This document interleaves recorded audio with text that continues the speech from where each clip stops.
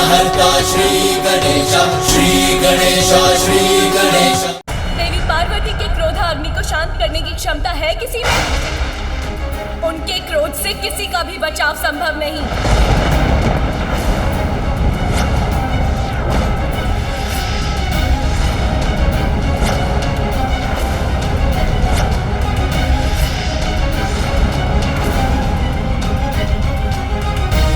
मैं उचित कह रही हूँ ना यमराज? आपको तो स्मरण होगा, भक्त मार्कंडे के जब आप प्राण हरने गए थे तो आपसे महादेव के प्रति दृष्टता हुई थी, और उन्होंने आपके साथ क्या किया था?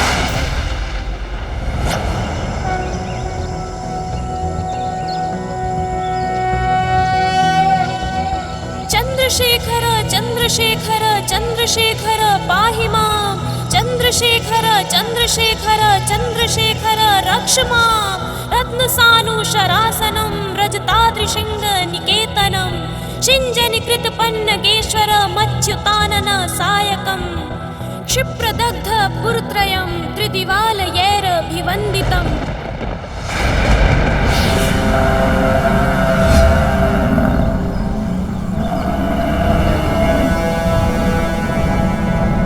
बालक, मृत्युलोक में तुम्हारा समय समाप्त हुआ। मेरे साथ चलो, मैं यमराज तुम्हें लेने आया हूं। अपना ये मंत्र जाप रोक कर बाहर आओ और अपनी मृत्यु के लिए प्रस्तुत हो जाओ।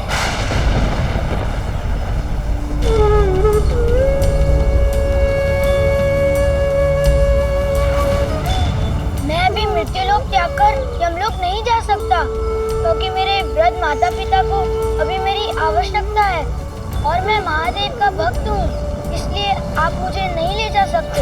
महादेव ने ही मुझे ये कार्य सौंपा है बालक। ये आयु संपूर्ण होने के पश्चात मैं सभी को मृत्यु प्रदान करूं। समय आने पर मुझसे किसी का भी बचाव संभव नहीं है, फिर वो शिव भक्त हो या विष्णु भक्त। मेरे समक्ष तो सभी विवश हो जाते हैं बालक। इसीलिए अब मेरा समय व्यर्थ मत करो और अपना हठ त्याग कर शीघ्र बाहर आओ। तुम्हें क्या लगता है बालक, यदि तुम बाहर नहीं आए तो मैं तुम्हें अपने साथ लेकर जाने में विफल हो जाऊंगा? मेरा ये पाश अब तुम्हारे प्राण बाहर खींच लाएगा।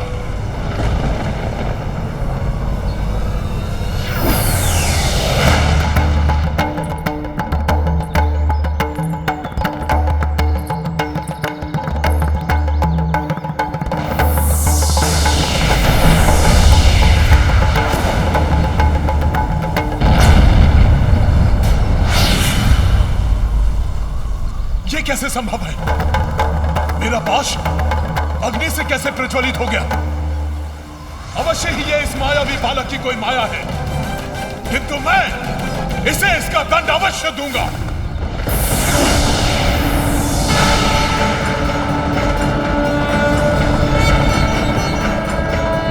यमराज ने अपने पाश से शिवलिंग अर्थात मेरे स्वामी को स्पर्श करने का दुस्साहस कैसे किया?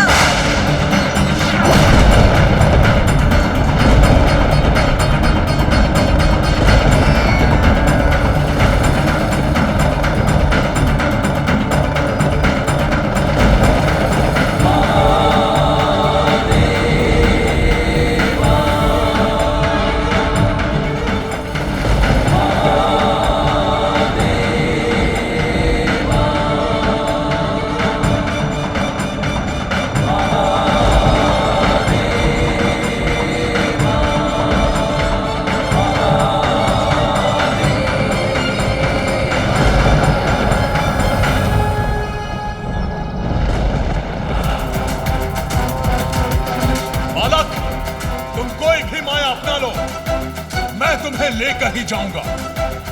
तुम्हारी मृत्यु ही तुम्हारी नियति है।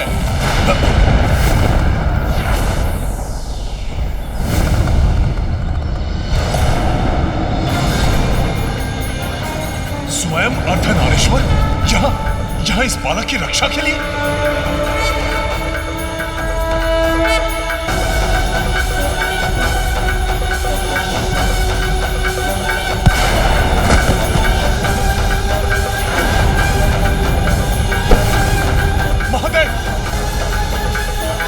महादेव अपना त्रिशूल वापस ले लीजिए, अन्यथा अनर्थ हो जाएगा।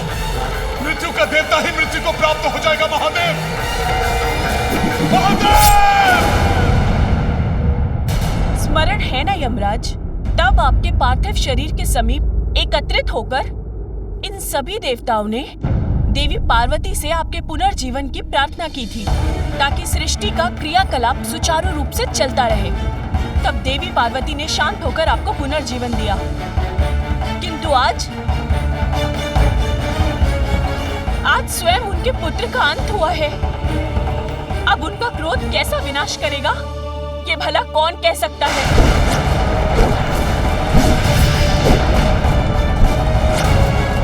कोई भी स्त्री अपने पति और संतान को हानि पहुंचाने वाले को कभी भी क्षमा नहीं कर सकती।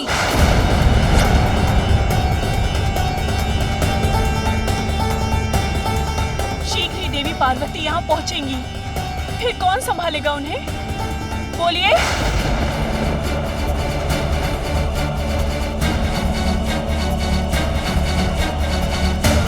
हे भोलेनाथ, हमें ज्ञात नहीं था कि ये बालक कौन था। देवराज, आपको ज्ञात नहीं था कि ये देवी पार्वती का पुत्र था, किंतु मुझे तो ज्ञात था ये कौन है।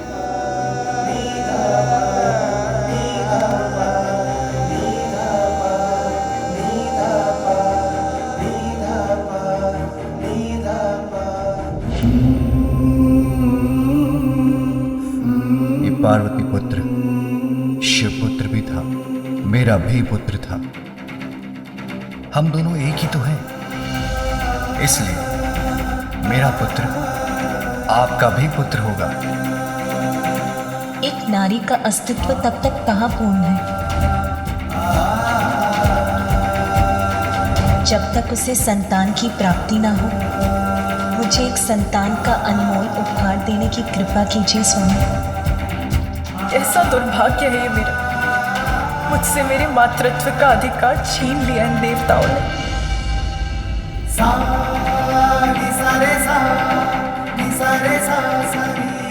इतने स्वार्थी मत बनिए देवराज। एक माँ से उसके पुत्र को विलग करने का प्रयास मत कीजिए। आप अपने पुत्र को अपने से विलग नहीं होने दूंगी और आपको भी ऐसा नहीं करने दूंगी।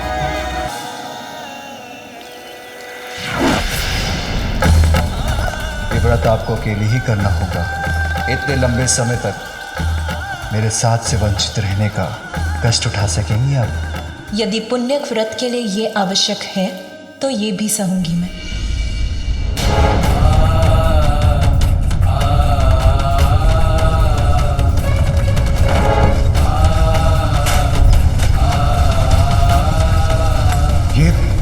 ये कैसा कंपन है?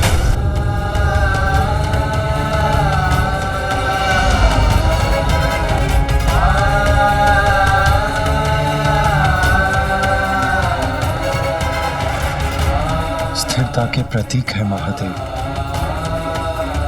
संपूर्ण जगत उनके उदर में स्थित, और आज जब वो स्वयं अस्थिर हो रहे हैं तो बाहरी संसार में कंपन उत्पन्न होना स्वाभाविक। और यह स्थिरता मात्र कैलाश तक ही सीमित नहीं रहेगी। यदि इसका कोई समाधान नहीं निकला तो यह स्थिरता संपूर्ण ब्रह्मांड को प्रभावित करेगी। हम देवताओं को यहाँ नहीं ठहरना चाहिए, हमारा यहाँ रहना उचित नहीं। रुक जाइए। देवी पार्वती से भागकर कहाँ छिपेंगे आप? ऐसा कौन सा स्थान है इस संसार में जहाँ तक भी आपकी दृष्टि जा सकती है और ये संपूर्ण सृष्टि जिनमें समाहित है? उन देवी पार्वती से इस सृष्टि के किसी भी कोने में छिपा नहीं जा सकता।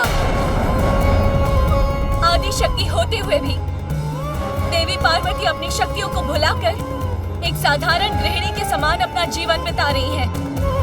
किंतु जब उन्हें ज्ञात होगा कि उनके पुत्र का वध हो चुका है तो उन्हें अपनी शक्तियों का स्मरण करने में अधिक समय नहीं लगेगा, और तब उनका प्रचंड क्रोध जागृत होगा। उनके क्रोध का सामना करने का साहस तो रखिए देवगण, क्योंकि इस अनर्थ के घटने में दोष आप सभी देवताओं का है।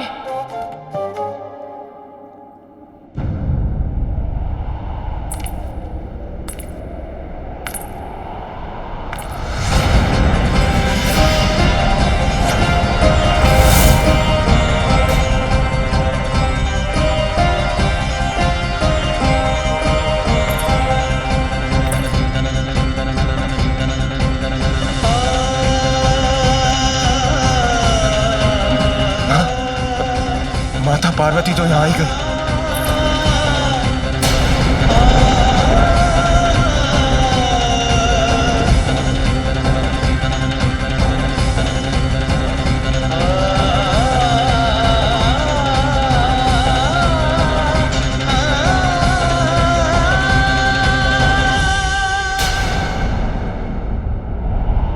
मेरा पुत्र कहीं दिखाई नहीं दे रहा है। कहाँ छिपा है वो?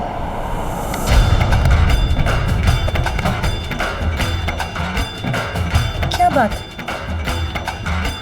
आज तो यहाँ सभी देवता एकत्रित हैं।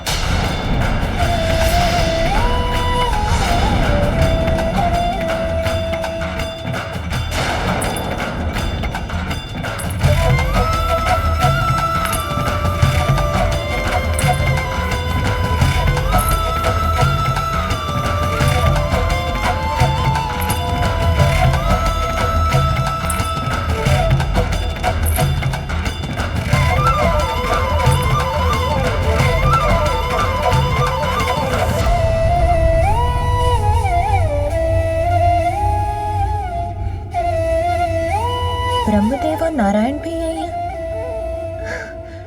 सब कुशल तो है ना?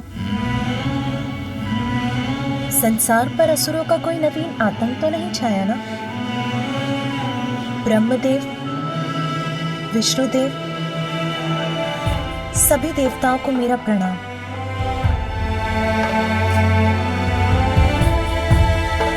संकट आए भी तो भयभीत होने की क्या आवश्यकता है? आप सभी मिलकर किसी भी संकट के निवारण का उपाय सोच ही लेंगे।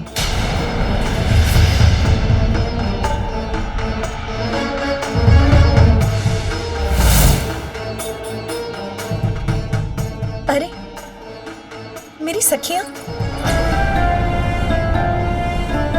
क्या हुआ?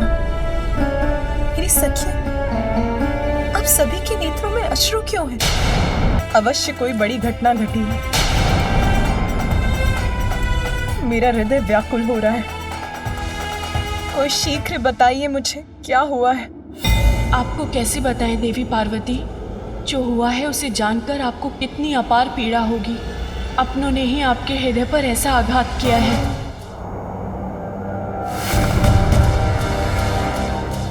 स्वामी, स्वामी यहाँ है। उन्हें तो लौटकर सीधे मेरे पास आना चाहिए था। वो यहाँ अकेले क्यों बैठे हैं?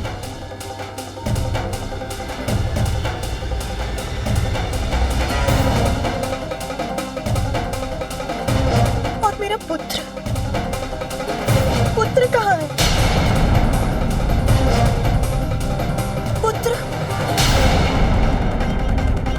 वो दिखाई क्यों नहीं दे रहा? स्वामी, आप ही कुछ बताइए।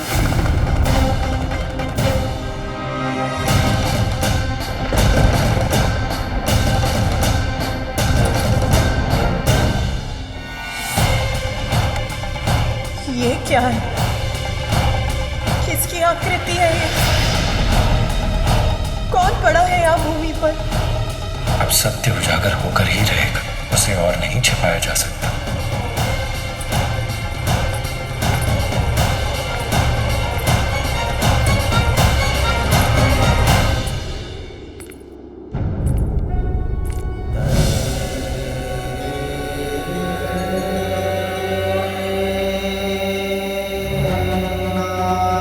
छोटे छोटे हाथ पांव किसके हैं? कौन है ये?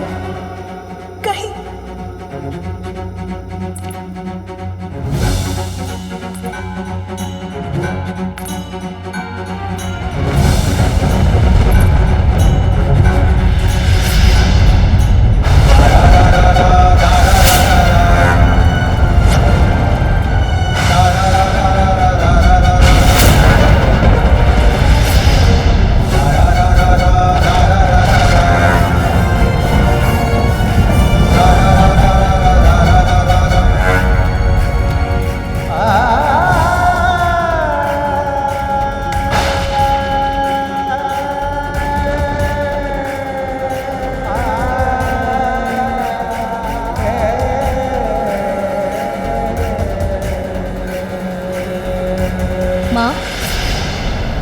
सेवा करने, आपको सुख देने आया हूँ। मुझे बताइए माँ, अपनी चिंता का कारण। इस संसार में मैं आपकी सभी चिंताओं को हरने ही तो आया हूँ।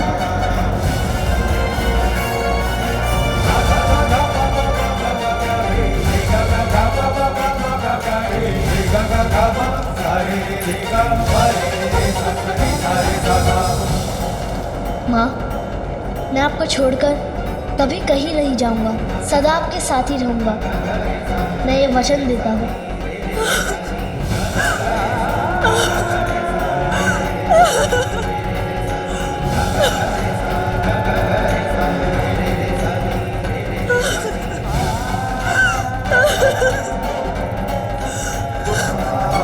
ये कैसे हो सकता है? मेरा पुत्र, जिसका जीवन अभी प्रारंभ भी नहीं हुआ था, उसका अंत कैसे हो सकता है? स्वयं नारायण के वरदान से प्राप्त मेरा पुत्र मुझे अपनी माँ को छोड़कर कैसे जा सकता है?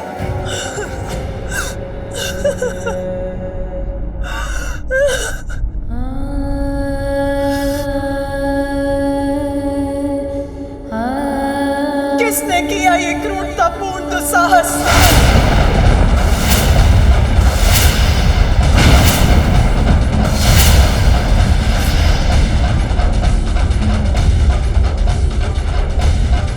किसने वध किया मेरे पुत्र का?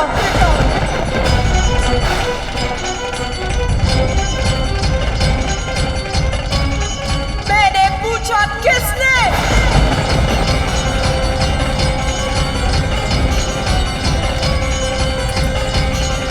बताइए मुझे, मेरे पुत्र का वध करने का दुस्साहस किसने किया? आप लोग उत्तर क्यों नहीं देते?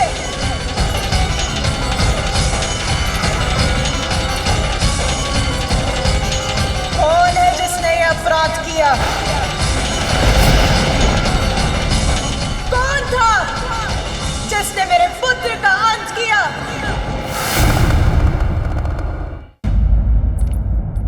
स्वामी, आप ही बताइए, किसने किया ये जघन्य अपराध? किसने विलग किए मेरे पुत्र के शरीर से उसके प्राण?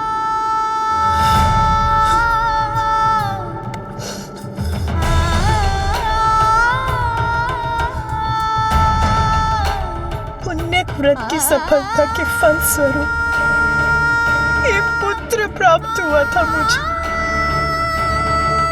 फिर मैंने आपके आने का समाचार सुना तो मैं स्नान करने चली गई।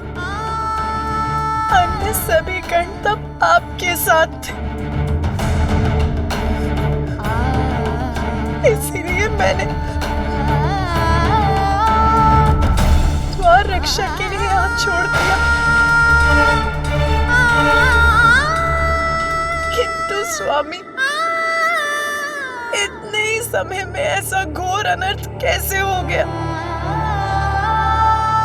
बताइए स्वामी, कैसे हो गया ये घोर अनर्थ?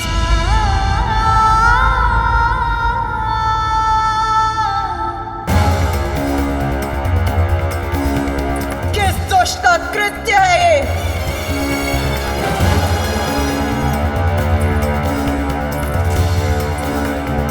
कौन है जो काल एक अनंत अंधकार में विलीन होना चाहता है?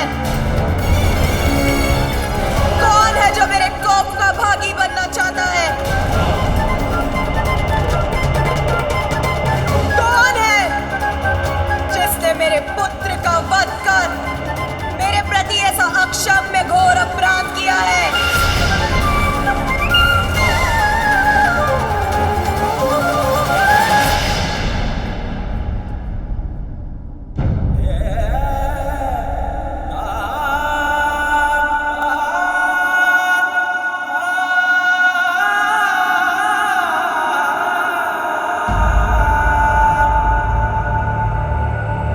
तुम्हारा अपराधी मैं हूं पार्वती।